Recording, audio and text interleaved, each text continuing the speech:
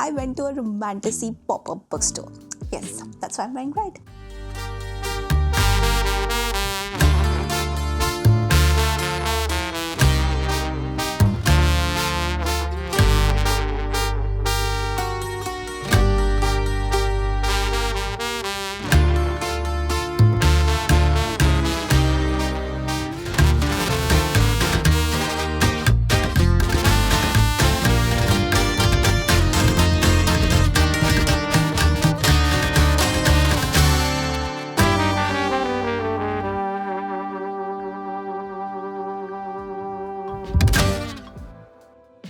This was an event that popped up in my Instagram a few months ago, and I was like, sure, why not? Like, this is probably a genre that I'm trying to really get into.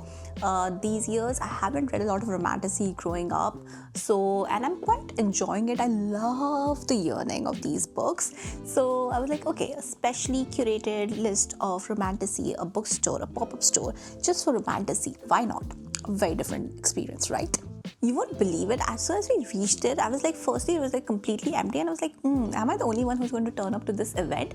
But oh my god, there was like this huge queue. I think we were like queuing for a good at least half an hour, I feel. There were like loads and loads of people who were like very fascinated to come and see what was going on inside. And inside the pop-up store was just packed. Like the main owner, she actually came out and she said like it was way more than the anticipated number of people who ended up coming to the event. And she was also feeling a bit overwhelmed, but she reassured us that there was a lot of stock inside, and she has her own list of suggestions as well. So it was worth the wait.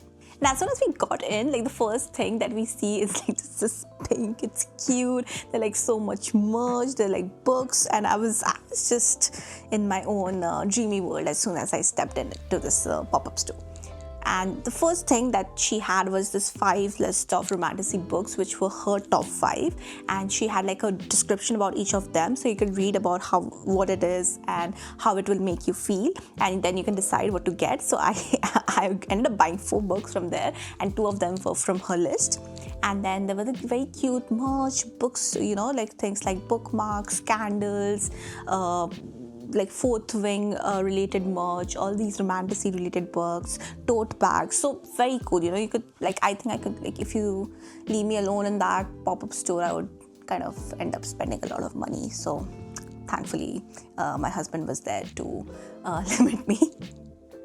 I think it was a great concept because for the first time ever, it's not like a bookstore or something when, we see all these Overboard book covers or like these popular romantasy books everywhere. It was her curated list of popular romantasy. There were books she had sourced from Australia and US, some with the splayed cover edges, and I would probably put my trust more into such kind of recommendations than maybe from a bookstore.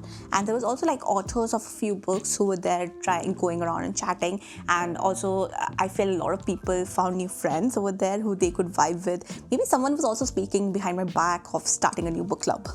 Anyways, diving into the 4 books that I bought from this store.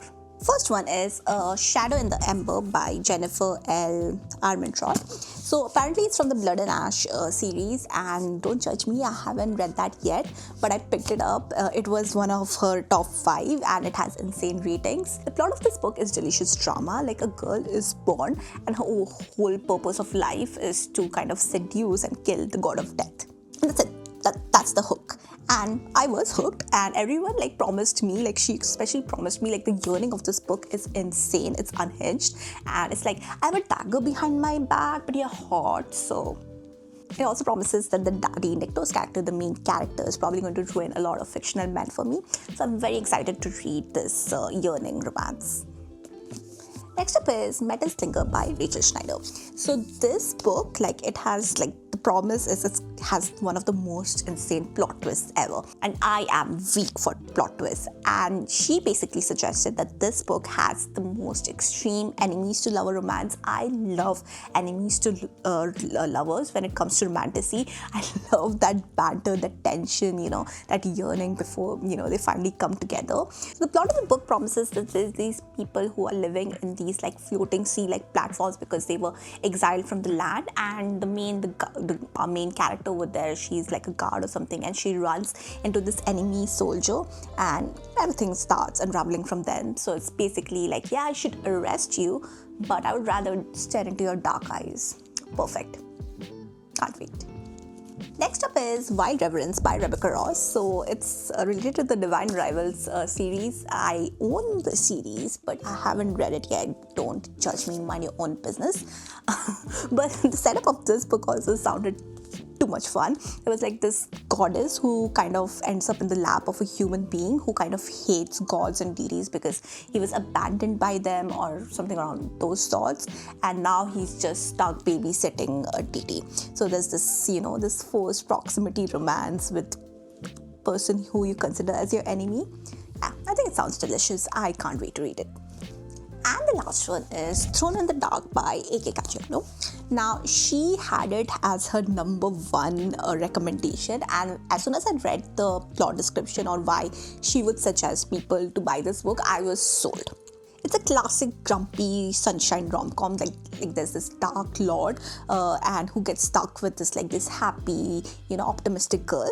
And the dark lord tells like, yo, no, I'm going to kidnap you, but she thinks it's going to be like a little adventure. So I love this trope a lot, where there's this dark, grumpy person and he's trying to be, remain serious, but he is pulled into the vibe of this happy, sunshine ray of hope girl, and he starts loosening it up. I dig books like these. I love them. And I'm so ready to giggle and kick my feet while reading this.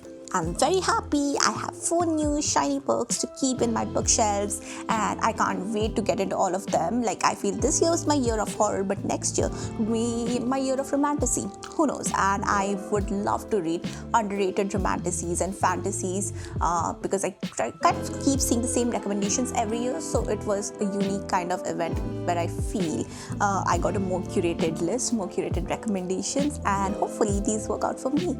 And definitely, I would let you know about all of them in my monthly wrap-ups. Watch them. Till then, have a great time, stay in love, be dreamy. Good night, Shivratri.